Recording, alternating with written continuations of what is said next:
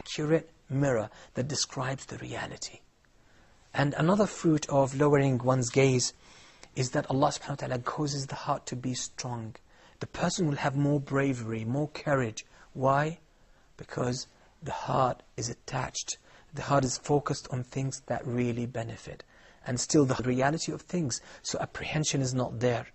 Any fear that might be in the heart is justified and is logical and reasonable. And is not exaggerated like other people's hearts. Also something very important about the heart and how to purify it and how to keep it intact and healthy is to observe and to be careful about what you allow to enter into your heart. As I said, the heart is connected to all your senses. So everything you hear goes to your heart.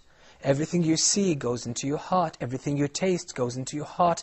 Everything you touch goes straight into your heart and has its own impact. Either positive impact or a damaging impact. And you decide what kind of impact or influence you need to have in your heart. This is why Allah subhanahu wa ta'ala says to the Prophet sallallahu alaihi wasallam, Ya ayyuhal muddathir, or the one shrouded in your garment or your cloak.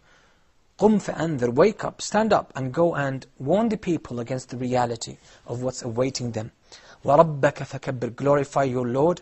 وَثِيَابَكَ فَطَهِّرْ. Literally this verse means, and purify your clothes. But this is an expression that the Arabs had.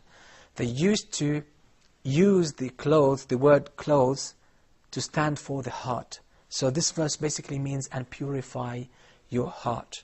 How do you purify your heart? By being careful what you allow into your heart. And the only avenues, the only access to your heart goes through your eyes, your ears, your senses, and through the things you read, things you hear, etc. So if you are careful about that, your heart will remain pure. And Allah gives us a clue about this. When Allah talks about the hypocrites and about the Jews who twist the words, Allah says about them, سَمَّاعُونَ لِلْكَذِبِ. They always listen to lies. They listen to their rabbis who are lying. They know that their rabbis are lying, but they like this speech, so they keep listening to it. And this is very important, because many people like to listen to lies. They don't mind listening to lies. They don't mind listening to music. And when you listen to music, what music does, it gives you an unrealistic impression. Unrealistic impression means a lie. So this is the problem. When you feel sad, people say listen to music will make you feel happy. But that's wrong. That's wrong, because when you are sad, there's a reason for sadness. Treat the reason, treat the root of the problem. Don't try to manipulate the symptoms. When you manipulate the symptoms, you're lying to yourself. So music takes you into an imaginary world, and it suggests that things are okay, so no need to be sad. But still the root of the problem is still there. You haven't treated it. So Allah subhanahu wa ta'ala says about these people, سَمَّاعُونَ لِلْكَذِبِ. They like listening to lies. They like that. They allow the lies to sink into their hearts. So what happens? Allah says at the end of the verse, أُولَٰئِكَ الَّذِينَ لَمْ يُرِدِ اللَّهُ أَن يُطَهِّرَ قُلُوبَهُمْ. These are the people that Allah did not will that their hearts be purified. You see? Purification of the heart is by watching what you allow to go into your heart, through your senses, through your eyes, through your ears, through everything. So if you do not control the avenues leading to your heart will not be protected. So those people allowed so much lies to go into their ears and so into their hearts deliberately. What happened? Allah said, أُولَٰئِكَ الَّذِينَ لَمْ يُرِدِ اللَّهُ أَن يُطَهِّرَ قُلُوبَهُمْ. Those are the people Allah did not want their hearts to be purified because they did not follow the necessary means.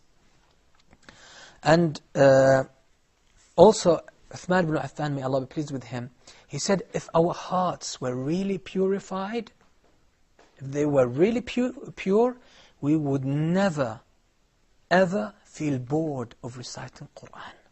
No matter how much we read of the Qur'an, we will always be willing to have more, and we would be keen and so eager to get more of the Qur'an and read more of it.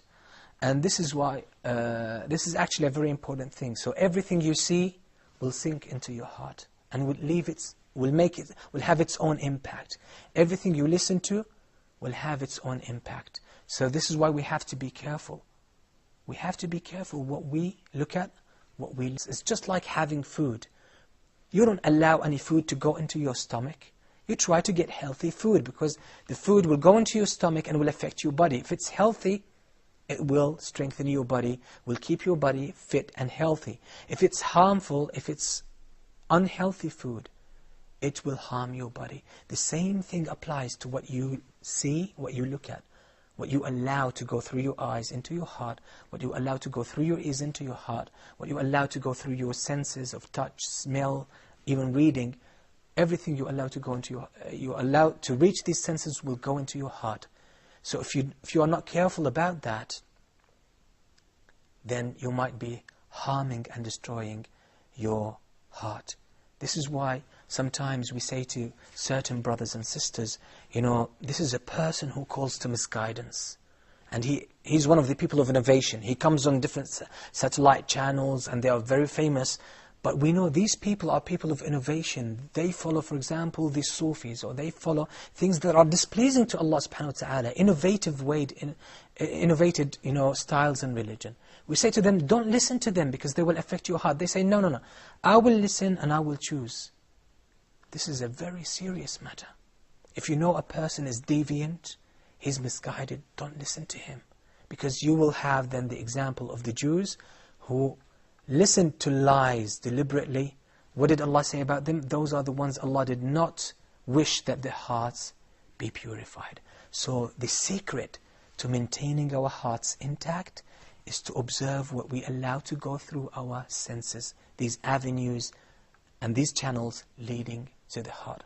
Inshallah, we will meet in future episodes to reveal more secrets of the heart, how we can nurture it, how we can strengthen it, and how we can live a very happy life with a very happy and content heart, by the permission of Allah subhanahu wa ta'ala. Until then, Assalamu alaikum wa rahmatullahi wa barakatuh.